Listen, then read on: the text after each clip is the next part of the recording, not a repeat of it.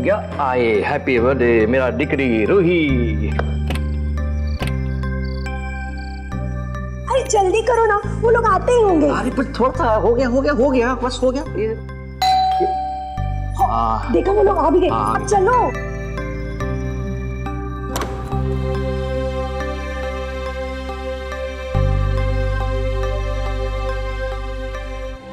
अरे भाई birthday girl कहाँ है?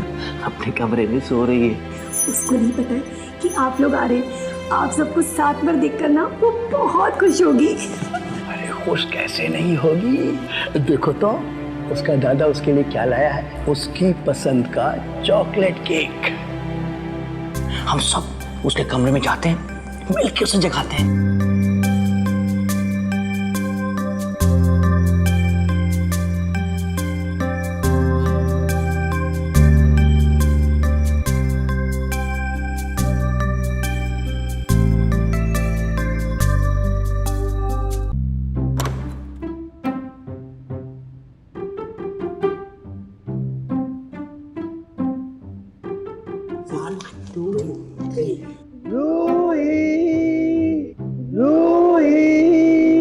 देखो रूही, हम तुम्हारे लिए तुम्हारा फेवरेट चॉकलेट केक लाए हैं।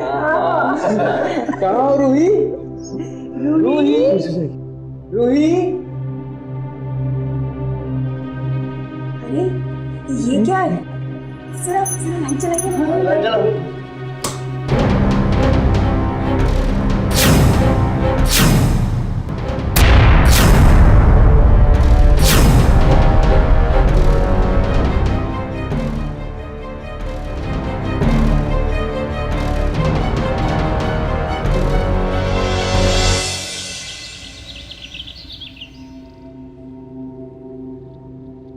ऐसी क्या बात है रूही बेटा जो तूने ये सब किया? तुझे पता है ना हम सब लोग इससे कितना प्यार करते हैं।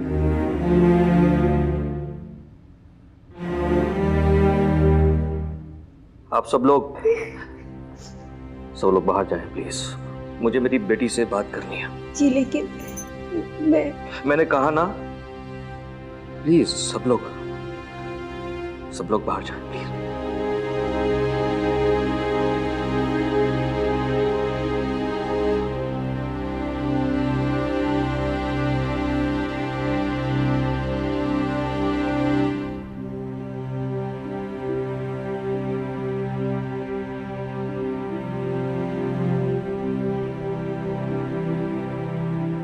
अपने पापा से बात नहीं करेगा मेरा दिकरा? पापा आपसे दुनिया में सबसे ज्यादा प्यार करते हैं। मेरे बच्चे को किसी ने कुछ कहा,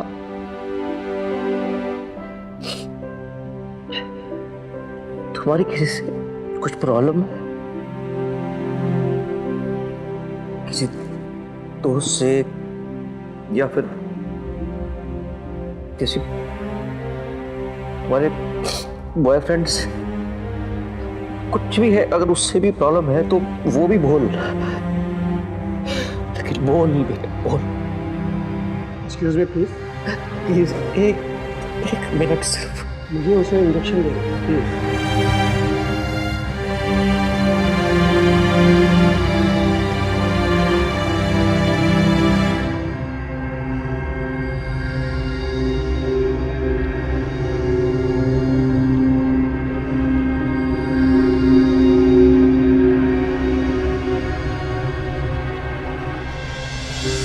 इस वक्त उसकी दिमागी हालत बहुत कमज़ोर है और इस हालत में आप उससे कुछ भी मत पूछिए। सिर्फ उसे विश्वास दिलाइए कि ऐसे नाजुक घड़ी में आप उसके साथ हैं। ये तो आपके रिश्तेदार पुलिस में हैं जिन्होंने सारी बात को संभाल लिया है। अगर ये बात पुलिस में चली जाती तो पता नहीं क्या होता। लेकिन बात क्या हो सकती है डॉक्टर? अब ये तो सिर्फ वही बता सकती है। लेकिन वो कुछ बोले तब ना, वो तो बुत बन के बैठी। जब तक रूही की हालत में कोई सुधार नहीं होता उससे इस हादसे के बारे में बात मत कीजिए। उसे किसी भी हालत में अकेले मत छोड़िए। देखिए, आप उसे हिम्मत और विश्वास दिलाइए ताकि वो आपके पास अपने दिल की बात कहने आ सके।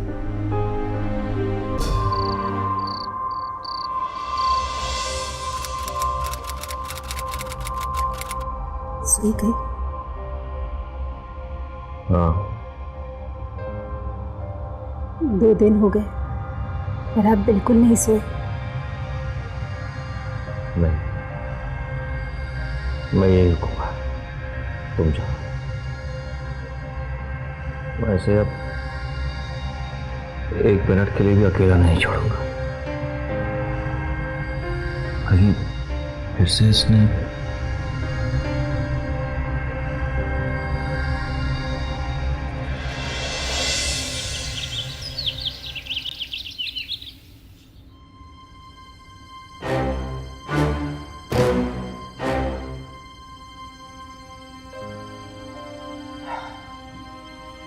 रोही,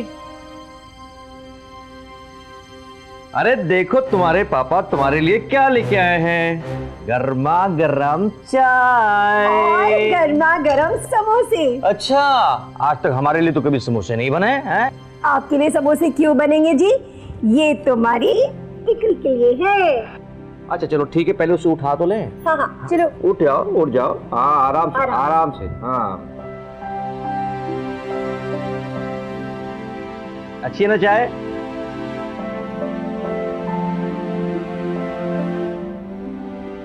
अरे हाँ, वो इसकी जो कॉलेज की फ्रेंड है, क्या नाम है उसका जिसका रोज फोन आता है? बेटा इशिका। हाँ इशिका का फोन आता है, तुम्हें बहुत याद करती है वो।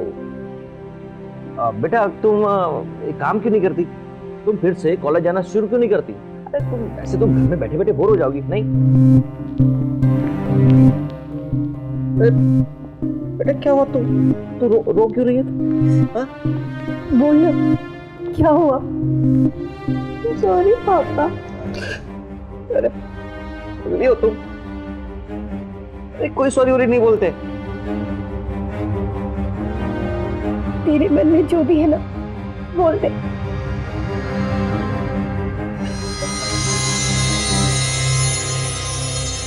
अरे कोई बात नहीं है। जब जब जब मेरी रानी बेटी का दिल करे ना तब बता देना, ठीक? लेकिन बेटा तुम्हें एक प्रॉमिस करना पड़ेगा, आगे से ऐसा कोई काम नहीं करेगा। रूही ने खुद को बाहर की दुनिया से बिल्कुल अलग कर लिया था। कुछ था जो उसे लगातार तकलीफ दे रहा, लेकिन वो अब भी अपने दिल की बात किसी के साथ नहीं बांट रही। और आखिर अपने माँ बाप के सपोर्ट और बढ़ावे की वजह से रूही में हिम्मत आई और उसने एक नई शुरुआत करने की ठानी। रूही, कितना मिस किया मैंने, तुझे पता? नमस्ते अंकल। नमस्ते बेटा। चल रूही चल।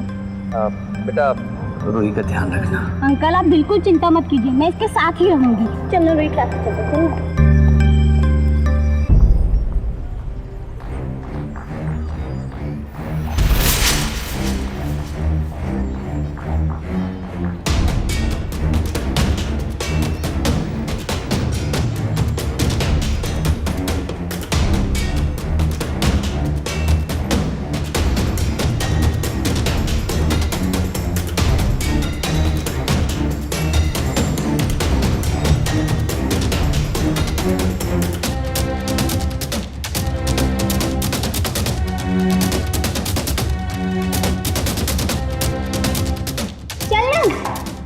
क्या हुआ? बताना क्या हुआ? रूही, क्या हुआ रूही? रो क्यों रही है? बता मुझे, बताना मुझे, क्यों इतनी परेशान थी?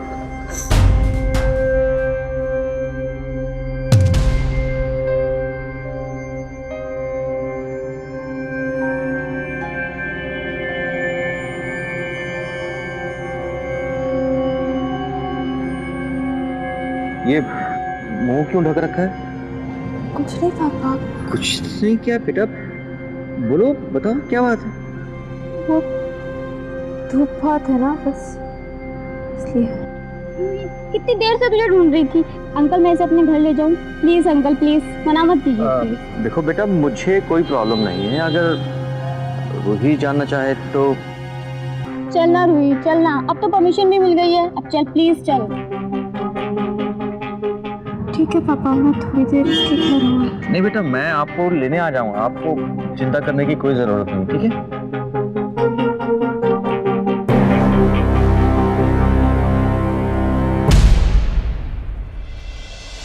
पता है हम कहाँ गए थे घूमने के लिए? सूरी, वहाँ पे इतने अच्छे अच्छे, वहाँ पे तो शूटिंग भी चल रही थी।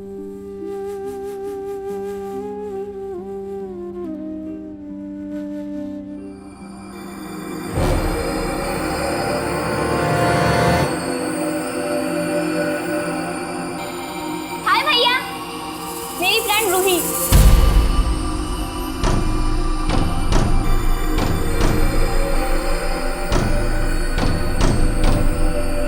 टेस्टी मिल्क शेक है, मैं अभी और बना के लेके आती हूँ। नहीं नहीं प्लीज, तुझे पीना ही पड़ेगा। क्या कर रही है? मिल्क शेक बना रही हूँ। अच्छा, ये प्लीज मेरे लिए भी एक बनाना। ठीक है बनाती हूँ। एक काम कर, 2 बना मेरे लिए। ठीक है 2 गिलास बना देती हूँ। चल।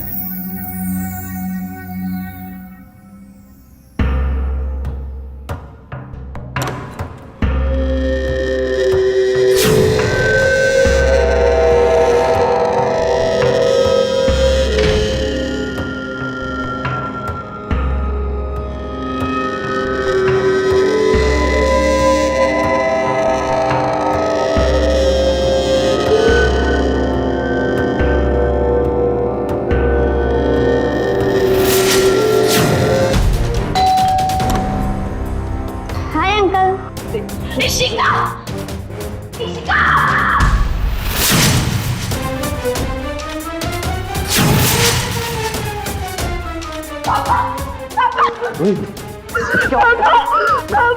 हाँ बोल बोल, क्या हुआ? अरे बताओ ना क्या हुआ? हाँ बोलो, क्या बोलो? कहीं इससे कोई बदतमीजी तो नहीं कि तुम्हारे साथ? मैंने कुछ नहीं किया अंकल। क्या किया? क्या किया? मैंने कुछ नहीं किया। बोल, क्या बोलो? आपकी बेटी की हरकतें ही ऐसी हैं। लड़कों के साथ तो बाहर जाती है, घूमती है। मैंने बोला तो तमाशा करने लगी। जी देखिए, नहीं बोल रहा हूँ, सबने देखा इंटरनेट पे।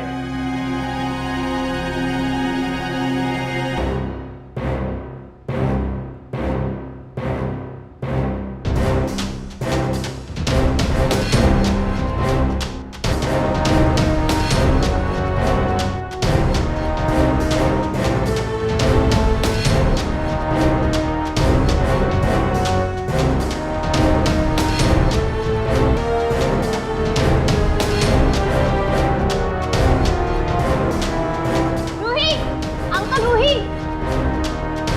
रूही, रूही।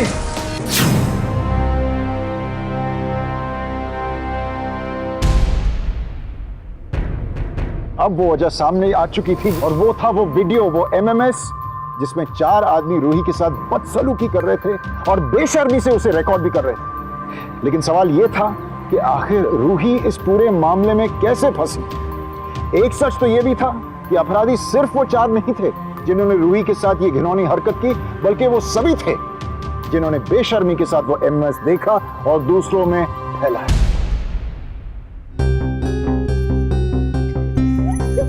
आप कुछ बोल क्यों नहीं रहे?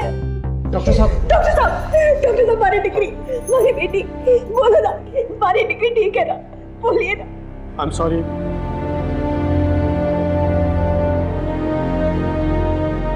आपकी बेटी कोमा में चली गई है।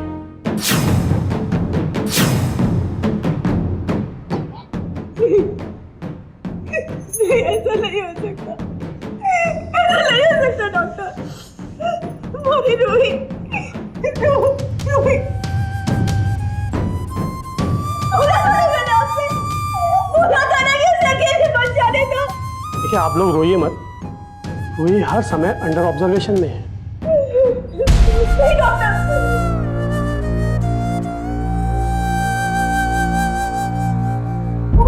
अपने आप को संभालो बहू।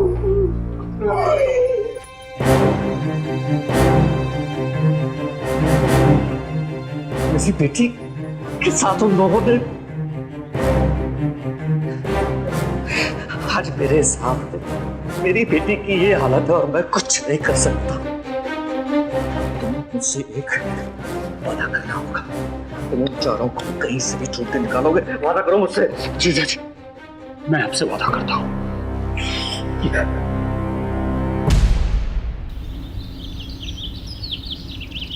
सर, एमएमएस में जो 4 लड़के दिखाई दे रहे हैं, उनकी फोटो कॉलेज के कई लड़के लड़कियों को दिखाए, पर कोई भी उन्हें नहीं पहचाना।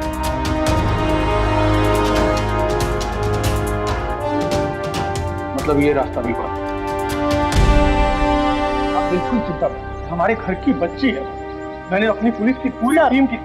रूही एमएमएस की शुरुआत किस मोबाइल से हुई थी, इसका अभी तक पता नहीं चला। यह है रूही के क्लासमेट के मोबाइल, जिसमें हमें वो एमएमएस मिला है। अब जरा आप सोचिए, पूरे कॉलेज में कितने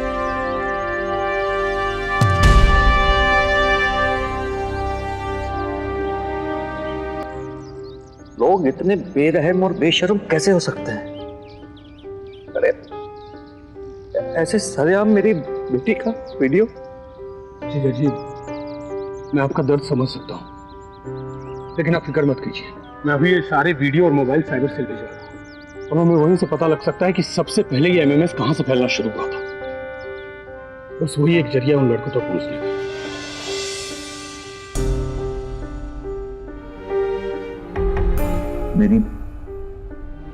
मेरी बेटी मेरी प्यारी बेटी, उन्हें इतनी मुसीबत सही, लेकिन कभी कुछ नहीं बताया। क्यों छुपाया अपने पापा से?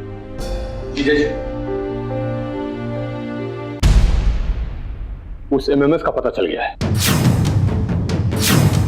हमारी टीम ने यह पता लगा लिया है, सबसे पहले वो एमएमएस मुंबई से फैलना शुरू हुआ था। मुंबई?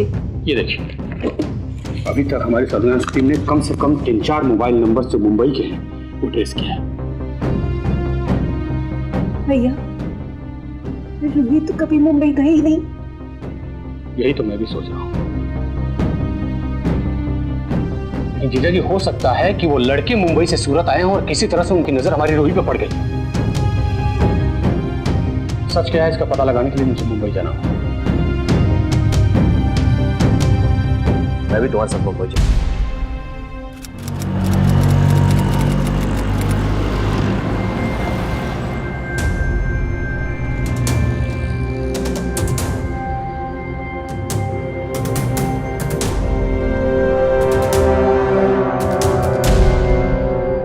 आपकी लड़की मुंबई कब आई थी? जी मेरी बेटी कभी मुंबई आई ही नहीं। मुंबई आई ही नहीं? जी। ये कैसे हो सकता है? देखिए, हो सकता है कि वो लड़के मुंबई से गुजरात गए और फिर किसी तरह से उनकी नजर रूही पर पड़ी है और उसके बाद इन लोगों ने एमएमएस जैसा घिनौना काम किया। लड़की ने कोई स्टेटमेंट दिया? जी नहीं, दरअसल गहरी चोट की वजह से वो लड़की अभी भी कोमा में है, लेकिन रिपोर्ट में साफ साफ लिखा है कि उन 4 नंबर्स में से 2 नंबर्स के सिम कार्ड यहीं गोरेगांव से खरीदे गए हैं। सर, उन लड़कों के मोबाइल नंबर में से एक का एड्रेस मिल गया है।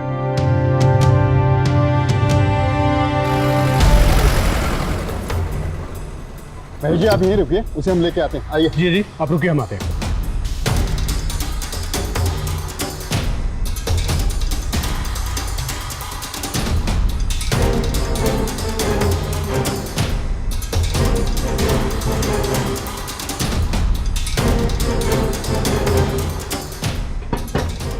कौन है? दरवाजा खोल।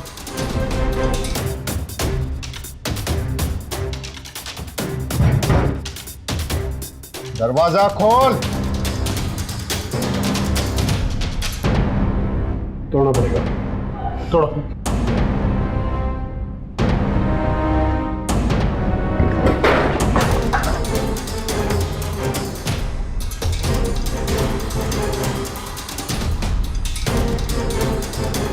भाग गया है। चलिए बाहर देखते हैं। चलिए। ज्यादा दूर नहीं गया वो।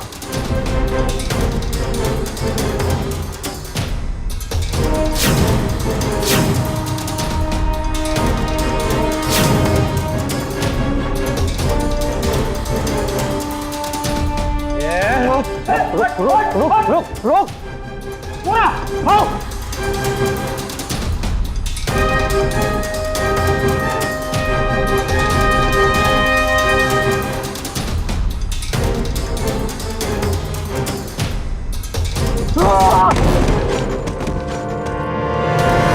कर रहा है?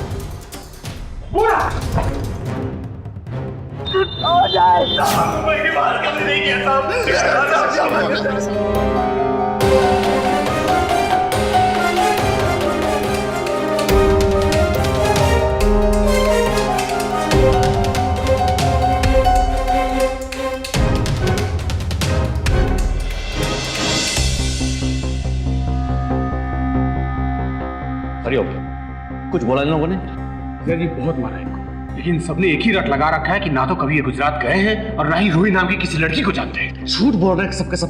जी ये बात मैं अच्छे से जानता हूँ, लेकिन हमारे पास कोई सबूत भी तो नहीं है। हरिओम, लेकिन इंस्पेक्टर साहब मेरी बात का यकीन कीजिए, ये लोग सरासर झूठ बोल रहे हैं बस। देखिए, आपने मुझसे कहा था कि आपकी लड़की कभी मुंबई नहीं आई थी। जी जी जी। फिर भी एक बार आप सोचकर देखिए, याद कीजिए, शायद आपकी लड़की मुंबई आई हो। मेरी बेटी रूही कभी मुंबई नहीं आई। ये लोग सूरत आए और मेरी बेटी के साथ घटिया हरकत करके ये लोग वापस मुंबई भाग आए हैं। इंस्पेक्टर साहब, आप मेरी बात का यकीन क्यों नहीं करते? ठीक है, मैं इन लड़कों के बारे में और जानकारी निकालता है। मुझे रूही केस में इन्वॉल्व चारों लड़कों के मोबाइल बिल चाहिए और ये भी पता लगाओ पिछले 1 साल में ये लोग मुंबई से बाहर कहाँ गए। Yes sir. जब तक मैं ना बोलूं, इन चारों को छोड़ना नहीं है। सर, रिपोर्ट के मुताबिक चारों लड़के के मोबाइल नंबर्स पिछले 1 साल में मुंबई के बाहर नहीं गए। ये उनके मोबाइल रिकॉर्ड्स, और इन चारों में से कोई भी गुजरात नहीं गया। लेकिन ऑफिसर, ये भी हो सकता है कि ये लोग मोबाइल लेके साथ में गए ही ना हो। ठीक है, ये चारों जिस होटल में काम करते हैं उसके मैनेजर को बुलाकर पूछताछ करते हैं। होटल का मैनेजर मैं हूँ सर। कौन छुट्टी लेता है, कितने दिन की छुट्टी लेता है, ये सब मुझे पता रहता है। लेकिन पिछले 1 साल में इनमें से किसी भी लड़कों ने एक भी छुट्टी नहीं ली थी।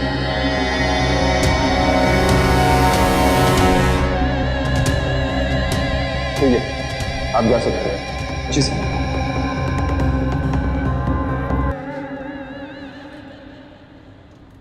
इंस्पेक्टर साहब, आखिर ये कैसे हो सकता है? लेकिन आप खुद सुन चुके हैं कि होटल मैनेजर ने क्या कहा। देखिए, आप लोग कहीं ना कहीं कुछ तो गलती कर रहे हैं। देखिए, इस वीडियो में साफ साफ दिखाई दे रहा है कि ये चारों यही लड़के हैं।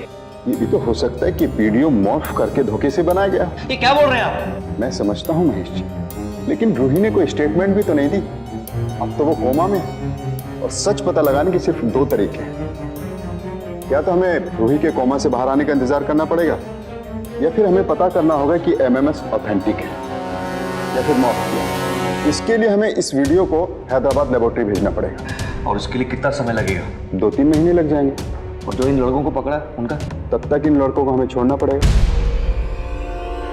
छोड़ना पड़ेगा इनको? महेश जी, मैं समझता हूं, लेकिन बिना सबूत के हम कुछ कर नहीं सकते।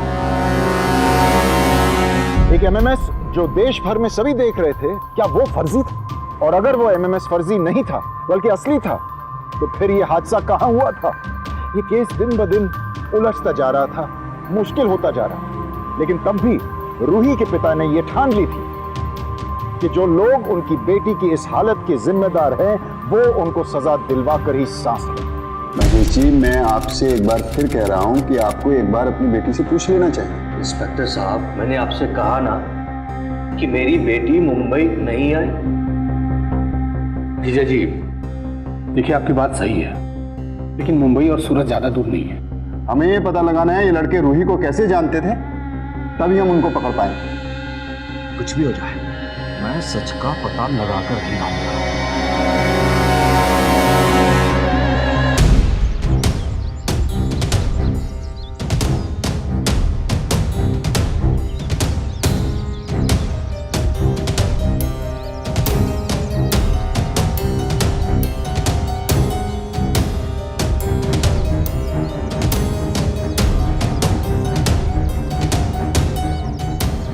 में काम करते हैं ये लोग। कभी जाने दीजिए, इनको बाद में देखते हैं। आप इस लड़की को जानते हैं? ये तो रूपल है, ये हमारे होटल में काम करती थी। क्या रूपल? देखिए भाई साहब, ये कोई रूपल नहीं है, ये मेरी बेटी रूही है। क्या बोल रहे हैं यार ये? देखिए, हो सकता है इस लड़की ने अपना नाम नकली बताया, पर ये रूपल ही है। लड़कियां अक्सर ऐसा करती है। 1 मिनट।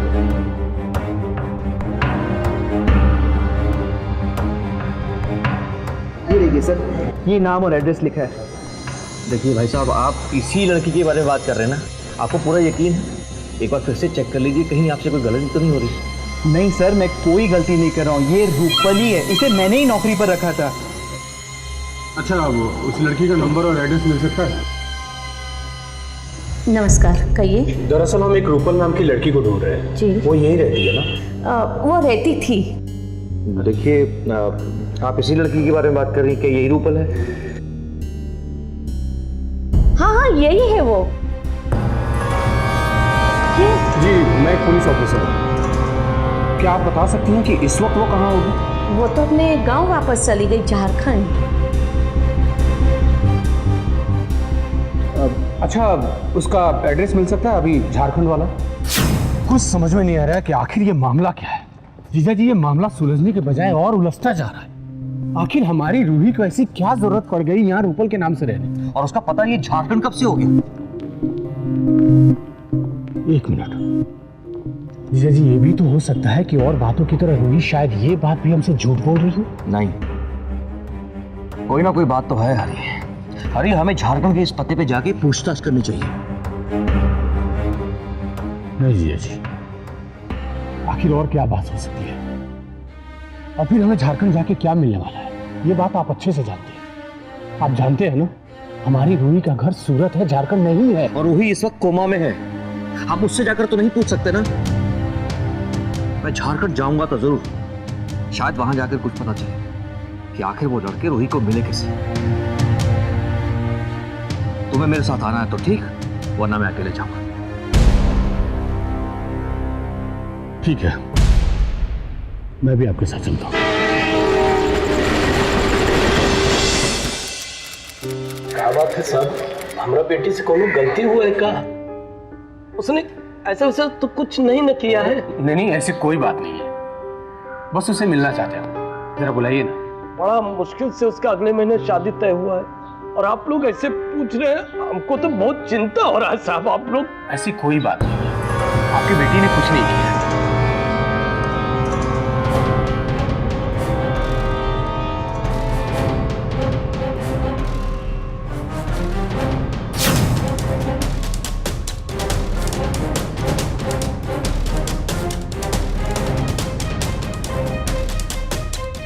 जरा बुलाइए ना। ये हमारा बेटी है रूपल।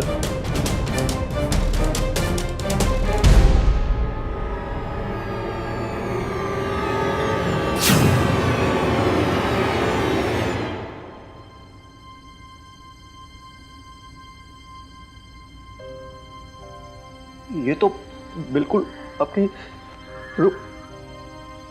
रूही। हमको पता था, लेकिन हम जानबूझ के ही बात किसी को नहीं बताया।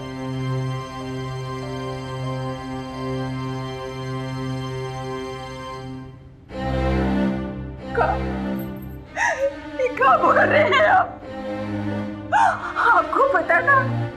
हाँ, हम ये बात दबा दिए थे ताकि किसी को पता न चले और अपनी बिटिया की जिंदगी खराब ना हो। भी आपने कुछ नहीं किया। काका अपनी बिटिया की जिंदगी खराब कर देते। मैं समझ सकता हूँ, मैं भी एक बाप हूँ। मुझे नहीं पता कि क्या मुझे इस बात के लिए खुश होना चाहिए कि वो एमएमएस वाली लड़की, वो मासूम बच्ची मेरी बेटी नहीं थी, या फिर इस मासूम बच्ची के लिए दुखी होना चाहिए।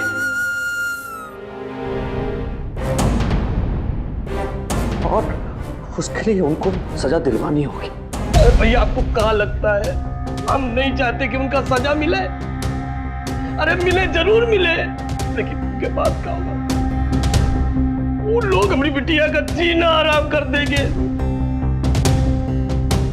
हमारी बिटिया से ब्याह कौन करेगा? अब नहीं चाहते हैं कि तुम्हारी बिटिया दुनिया के सामने जलील हो। बस अगर हमने उन लड़कों को सजा नहीं दिलवाई तो उस एमएमएस को यहाँ पहुंचने में कितना वक्त लगेगा? देखिए भाई साहब, चुप रहने से बात रुकेगी नहीं। ना, सुझाव के लिए बहुत बहुत शुक्रिया। जानते हैं कि आप लोग भी तकलीफ में हैं, भैया हम इस समय आपकी कोनो मदद नहीं कर सकते। आप लोग जा सकते हैं। देखिए, हमें आप लोगों से कोई शिकायत नहीं है।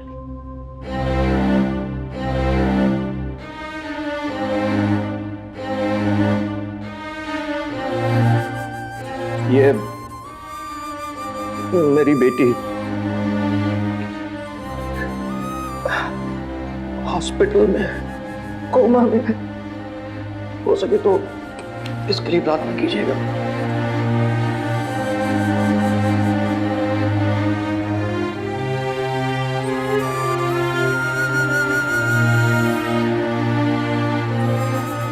क्या ये बढ़ती हुई टेक्नोलॉजी हमें दिन ब दिन हमारे मन को इतना सुन करती जा रही है कि हमें किसी की तकलीफ का एहसास तक नहीं? क्या यही आदर्श सिखा रहे हैं हम हमारे बच्चों को? क्या हमें वाकई खबर है कि हमारे बच्चे अपने मोबाइल्स और कंप्यूटर्स पर क्या देख रहे हैं और इसका उनकी और किसी और की जिंदगी पर क्या असर हो रहा है? हमें अपने अंदर झांक कर देखना होगा और इस तरह की परिस्थितियों से भागने के बजाय उनका सामना करना होगा, ताकि आइंदा रूही जैसी किसी मासूम लड़की की जिंदगी खराब ना हो। दोस्तों, महेश तो इस केस में उलझ गए थे, लेकिन हमें सतर्क रहना होगा और अपने बच्चों को सिखाना होगा कि ऐसी अपराधों के खिलाफ आवाज उठाएं, ताकि कल किसी के साथ ऐसा ना हो। बेटा, ये तेरे लिए शादी का जोड़ा। अगर हमने उन लड़कों को सजा नहीं दिलवाई तो उस एमएमएस को यहाँ पहुंचने में कितना वक्त लगेगा? देखिए भाई साहब, चुप रहने से बात रुकेगी नहीं।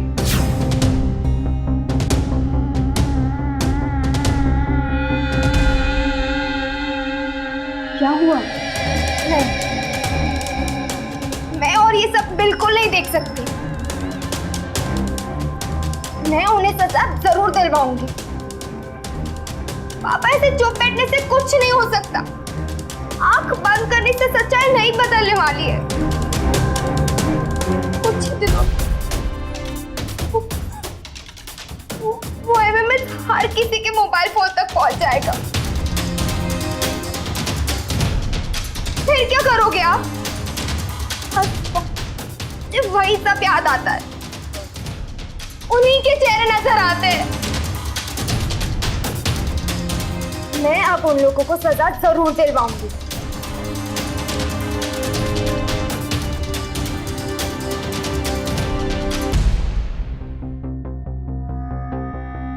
तो अब तो हम सीधे सीधे उस लड़की से पूछ सकते हैं ना?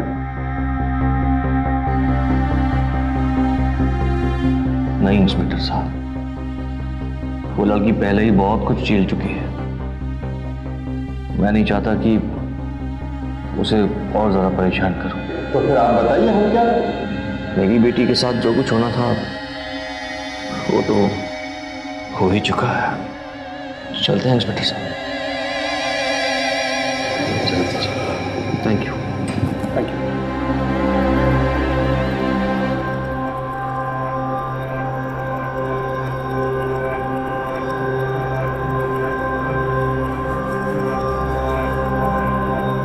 नमस्ते अंकल। नहीं बेटा। भैया और राम राम। आप अपनी बिटिया के लिए इतना कुछ किए हो, तो हम आपकी बिटिया को तकलीफ में कैसे छोड़ सकते हैं? चलिए अंकल। इंस्पेक्टर साहब, रूपल। इंस्पेक्टर साहब, मुझे उन चारों लड़कों के खिलाफ कंप्लेन दर्ज करवानी है। आइए,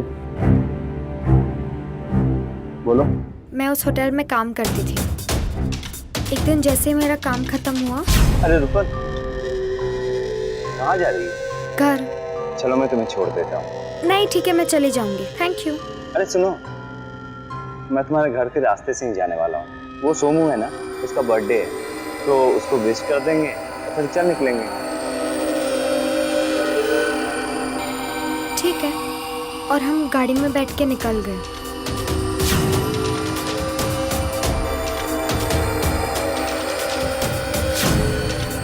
अब मजा आएगा बर्थडे मनाने में।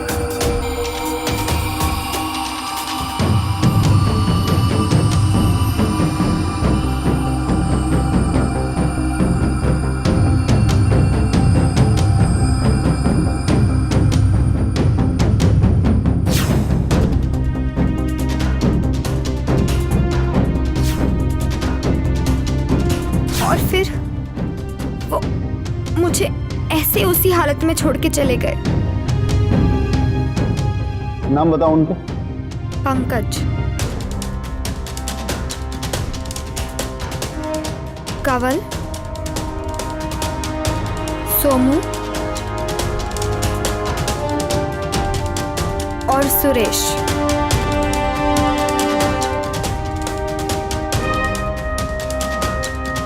रूही को उसका मान सम्मान लौटाने और उसकी इज्जत का दर्जा उसे वापस देने में प्रेस और शहर की सिविल अथॉरिटीज ने अपना फर्ज बखूबी निभाया।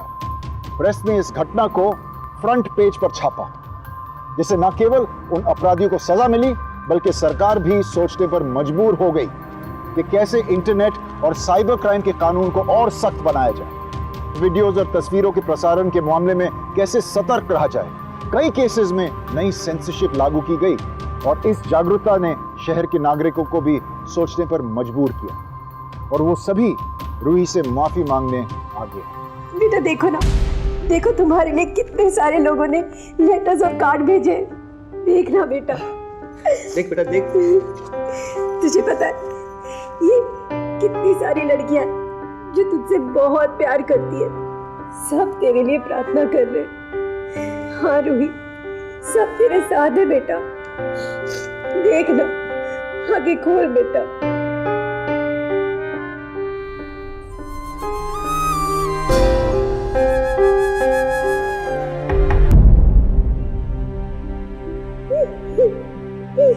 रूही, मारी ठीक ठीक। रूही, ये देख, ये देख, कितने सारे लोगों ने तेरे लिए लेटर्स भेजे, कार्ड भेजा। पता है, इन सबको देखकर हमें क्या समझ में आता है बेटा, दुनिया में अच्छे लोग भी हैं और हमें कभी हिम्मत नहीं हारनी चाहिए।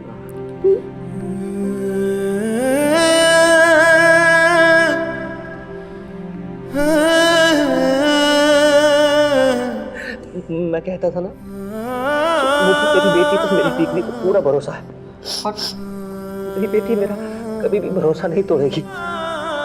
हम रूही के पिता महेश को सलाम करते हैं और रूही की सलामती के लिए हर पल दुआ करते हैं। महेश न सिर्फ खुद रूही के लिए लड़े बल्कि उन्होंने दूसरी लड़कियों को भी लड़ने की हिम्मत और प्रेरणा दी। ऐसे ऐसे नहीं, ऐसे। दोस्तों, अक्टूबर 2012 में यूनियन कैबिनेट ने IRWA 1986 में कुछ सुधार किए। इन सुधारों के बाद इस तरह के अपराधों से जुड़े मुजरिमों के लिए सजा को और सख्त कर दिया गया है। कम से कम 3 साल की सजा सुनाई जा सकती है, साथ ही उसको कम से कम 50,000 से लेकर 2 लाख रुपयों तक का जुर्माना भी भरना पड़ेगा। हम सबका ये फर्ज है कि हम नैतिकता का पालन करें और बच्चों को भी सिखाएं और समझाएं कि इस तरह की लापरवाही का अंजाम क्या हो सकता है। उन्हें अपनी और दूसरों की जिंदगी की इज्जत करना सिखाएं और हमेशा सतर्क रहें हमारे बच्चे। इसी ख्याल के साथ मैं आपसे विदा लेता हूं। सावधान इंडिया, इंडिया फाइट्स बैक। नमस्कार। तो सावधान।